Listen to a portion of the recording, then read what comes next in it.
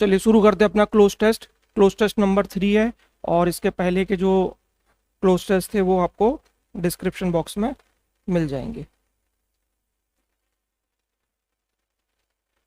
चलिए इसका स्क्रीनशॉट लेकर आप 5 मिनट का समय लेकर सॉल्व कर सकते हैं और नीचे पीडीएफ में भी इसका डिस्क्रिप्शन बॉक्स में भी इसका पीडीएफ मिल जाएगा। तो हम इसके पहले आंसर देख लेते हैं।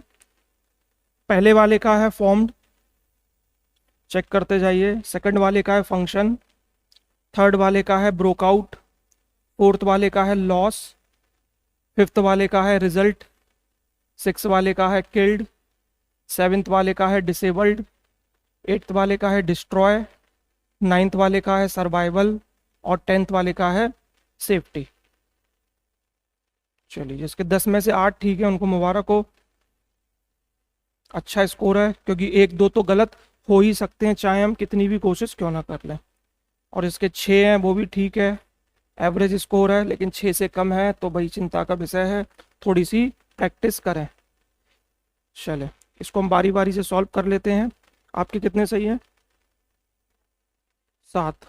चलिए लगभग एवरेज ही है। हम एक एक करके हर क्वेश्चन को देखेंगे और जो 4 ऑप्शन है हम प्रॉपर फोकस करेंगे। हो सकता है अभी क्लोज टेस्ट में आया है, लेकिन इन केस इन फ्यूचर ये फिलिंदी ब्लैंक्स में भी आपको कंफ्यूज कर सकते हैं। चलिए पहला क्वेश्चन इसमें लिखा था लीग ऑफ नेशन क्या हुआ था इन 1919 में। हमारे पास ऑप्शन है क्रिएटेड, फॉर्म्ड, मेड और ओपन। जिसने ओपन लगाया है उसको तो समझा ही नहीं सकते, ठीक है, उससे तो बात ही करना बेकार है। हम देखते हैं कि किन को यहाँ पर प्रॉब्लम थी क्रिएटेड, फॉर्म्ड और मेड में। तो पहले मेड के बारे में क्लियर कर दूं। मेड हमेशा हम यूज करते हैं जो चीज ऑलरेडी एग्जिस्ट करती है। जैसे कि आप कोई किसी चीज से किसी चीज का निर्माण करते हो, आटे से आप क्या बनाते हो? रोटी, यानी कि आटा फ्लोर ऑलरेडी एग्जिस्ट करता था। ईंटों से आप क्या बनाते हो? दीवार, यानी कि ब्रिक्स पहले से एग्जिस्ट करती थी। कोई चीज का एग्जिस्टेंस है और आप उसका एक और उसका फॉर्म बना देते हैं तो उसको हम मेक के कैटेगरी में यूज करते हैं। क्रिएटेड वाली कैटेगरी में हम क्या यूज करते हैं? कोई इनोवेटिव या कोई इन्वेंशन वाला आइडिया होता है जो फर्स्ट टाइम कोई डेवलप किया गया हो, ऐसा विचार जो पहले नहीं था, तो वहां हम क्या यूज करते हैं? क्रिएट। कुछ लोगों ने हो सकता है क्रिएट भी लगा दिया हो। फॉर्म सबसे बेटर ऑप्शन है। फॉर्म बेटर ऑप्शन क्यों है?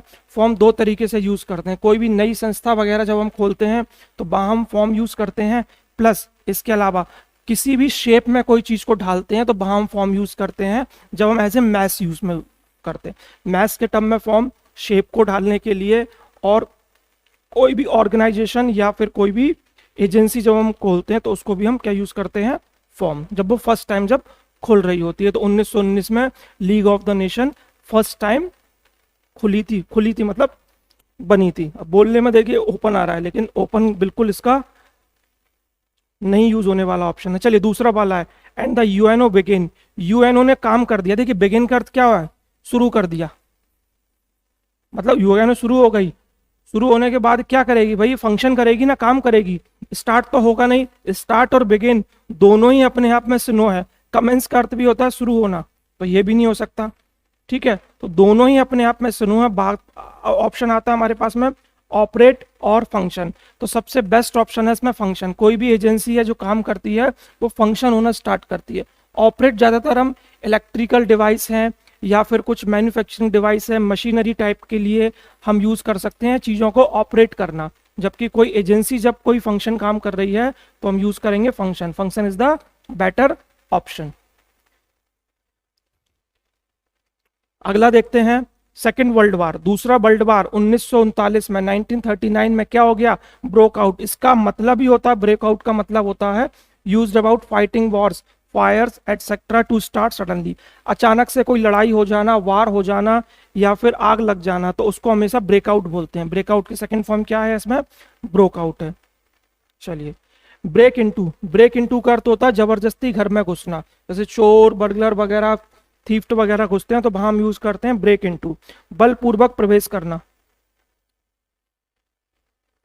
Break in. ब्रेक इन का अर्थ होता है बलपूर्वक प्रवेश करना। लगभग दोनों आसपास के मीनिंग है। ब्रेकअप, ब्रेकअप की सेकंड फॉर्म है। ब्रेकअप का मतलब होता है अलग होना। सभी को, आप लोगों को पता होगा, मूवियों में हर बार ये वर्ड का डिस्क्राइब करते हैं। ब्रेकअप का अर्थ होता है अलग होना। चलिए नोट कर रहे हैं तो अच्छी बात है, नहीं तो इसका लिंक पीडीएफ इसका डिस्क्रिप्शन बॉक्स में मिल जाएगा। अगला देखें इट कॉज्ड। कॉज्ड हमेशा नेगेटिव इम्पैक्ट लाता है, जब भी याद रखे कभी कॉज वर्ड हो।